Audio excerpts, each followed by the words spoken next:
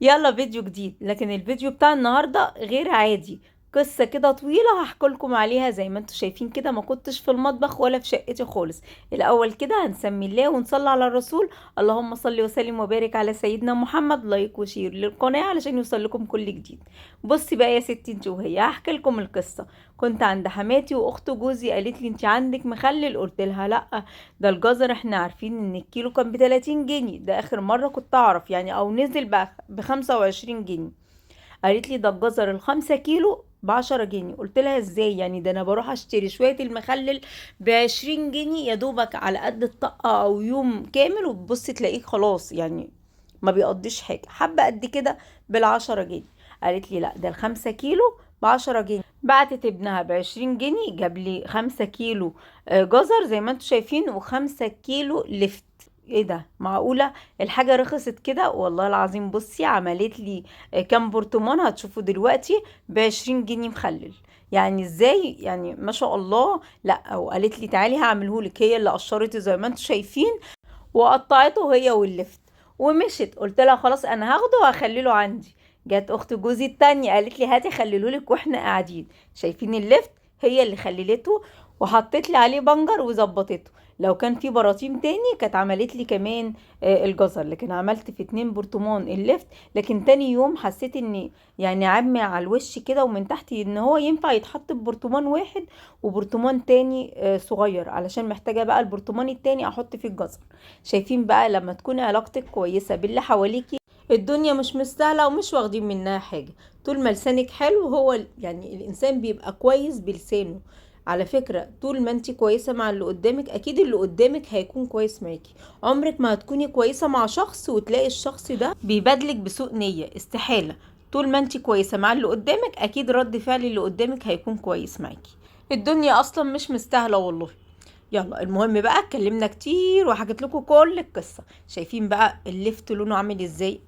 خطير بجد. حماتي كمان كان عندها بنجر وحطوا لي بنجر لونه احمر، ده بدوقه كده مقرمش وجميل. تسلم ايديكي بجد، تسلم ايديكم انتوا الاتنين. حلو كده. خلاص بقى خلصنا اللفت وحطيته، لان عاوزه البرطمان زي ما قلت لكم. جبت كمان فلفل حراق وقلت احطه مع الجزر. مش هعمل حاجه غير ان هحط الجزر وهحط كمان مع الفلفل. عامله ايه بقى؟ غاليه ميه من الصبح يعني، ولعت على الكاتل كده اول ما صحيت من النوم، وغليت الميه وسبتها لحد ما بردت خالص. مهم قوي ان انت تحطي ميه مغليه. هحط زي ما انتم شايفين كده في البرطمان يعني، وهحط كمان معاه فلفل بيحرقه شويه وبيخليه حلو. هحط ايه تاني؟ عندك هريسة شطة بقى، هحط هريسة شطة. كنت عاملة معاكم قبل كده على القناة الفلفل الحار، كنت ضرباه في الكبة وكنت مفرزاه. جه اوانه بقى دلوقتي ان اطلع منه. انا بستخدم منه على الاكل على طول يعني. فالبرطمان اللي بطلعه خلاص خلاص، هطلع علبة تاني وهحط منه دلوقتي.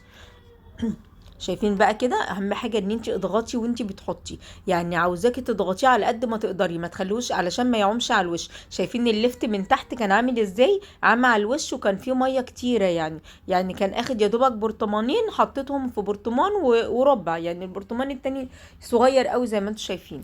خلاص كده عبيتهم كلهم زي ما انتم شايفين. اخدوا معايا برطمان كبير وواحد صغير والتاني اصغر منه شويه. عندي بقى المية مغلية. هياخدوا قد ايه من الملح؟ كيسين من الملح، الملح اللي هو ابو جنيه ده. هحطهم، لكن هحط كيس ونص، والنص التاني هحطه على الوش. هحط ايه تاني عليه؟ هحط 4 معالق من السكر. جربي الطريقة دي ان شاء الله مش هيبوظ منك ولا هيجراله اي حاجة. يبقى حطيت على ال5 كيلو جزر كيسين من الملح، و4 معالق من السكر، ومية مغلية. طبعا المية على حسب يعني البرطمان ما هياخد معاكي، منهاش معيار معين. وادي هرسة الشطة، شايفين جميلة ازاي؟ ولا مسكت جامد ولا اي حاجة يعني. هحط المعلقة لسه مطلعها حالا من الديب فريزر يعني. بصي بتطلع معايا على طول. هقلبها بقى بس حراقة قوي. خدي بالك بقى لو كده ما تحطيش فلفل اللي هو الفلفل الاخضر ده يكون كتير.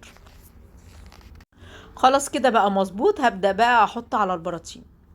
بقول لكم هنا الفلفل جميل ازاي. لا حلو قوي. لكن بقى بيجي الحار اللي هو الكوب ده الاحمر، ما بقاش بيجي قد كده، مش عارفة ليه. مع اني بحب استخدمه قوي على اي يعني، بحطه على اي اكل، اي حاجة بحطها عليه بتخلي طعمها حلو ولونها كمان بيكون حلو.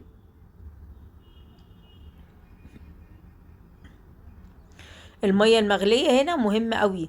لو حطيتي مية مغلية وحطيتي السكر زي ما قلتلك كده، ان شاء الله يفضل معاكي فترة طويلة. يعني انا بقول ان شاء الله يفضل منه رمضان بإذن الله. بصراحة الفيديو كنت يعني مترددة انزله ولا لأ، فقلت لأ هنزله. يعني انتوا ان شاء الله تستفادوا منه. المية المغلية والملح والسكر بيحافظ على المخلل، ان شاء الله يقعد معاكي فترة طويلة. فكنت مترددة انزله ولا لأ، قلت لأ هنزله ودردش معاكم كده شوية. يا رب يكون النهاردة الفيديو بسيط وسهل، يعني هنقوله مبني على العلاقة اكتر. طول ما انت علاقتك زي ما قلتلك كويسة مع اللي حواليكي، ان شاء الله اللي حواليكي كمان هيكونوا كويسين معاكي. الدنيا مش واخدين منها حاجة. ان شاء الله يكون الفيديو بسيط كده وسهل. اشوفكم ان شاء الله في فيديو جديد. شايفين بقى؟ ايوه، الحركة دي كنت هنسى اقول لكم عليها. اي مخلل بعمله كده، وكمان الزيتون بقلبه كده، يعني اقلبيه لمدة 5 دقايق 10 دقايق بالكتير زي ما هو كده. لو في ملح مثلا في القاع تحت او حاجة، كله بيشرب من بعضه. شايفين لونه احمر ازاي؟ اللي خلى لونه احمر كمان كده هرسة الشطة اللي حطيناها. يا رب يكون الفيديو بسيط وسهل. اشوفكم ان شاء الله على خير في فيديو جديد. مع الف سلامة.